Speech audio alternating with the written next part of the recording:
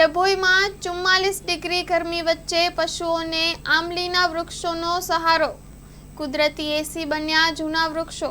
વડોદરા જિલ્લાના ડભોઈ પંથકમાં કાળઝાળ ગરમીનો પ્રકોપ યથાવત છે। તાપમાન 44 ડિગ્રીને વટાવતા માનવ જીવન તો પ્રભાવિત થયું જ છે, પરંતુ અબોલ પશુઓ માટે પરિસ્થિતિ વધુ કપરી બની છે। આવી વિકટ ગરમીમાં ગ્રામ્ય વિસ્તારોમાં આવેલા આંબલીના પ્રાચીન અને ઘટાદાર વૃક્ષો પશુઓ માટે કુદરતી આશ્રય સ્થાન બની રહ્યા છે।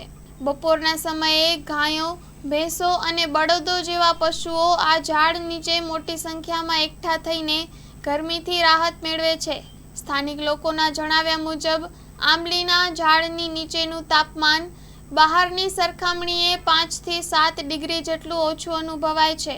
ઝીણા અને ગીચ પાનના કારણે આંબલીનું વૃક્ષ ઉત્તમ ઠંડક પ્રદાન કરે છે।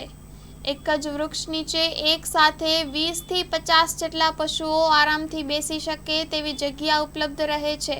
માનવીઓ માટે ભલે એસી અને પંખાની સુવિધાઓ ઉપલબ્ધ હોય, પરંતુ લાખોની કિંમત ધરાવતા પશુધન માટે આવા કુદરતી વૃક્ષો જ એકમાત્ર સહારો છે। આ દ્રશ્યો પર્યાવરણ જાળવણીનું મહત્વ પણ ઉજાગર કરે છે।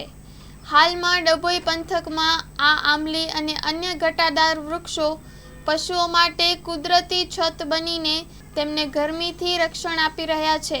Story report by Lalbhai Bhathiyara, Dabhoi.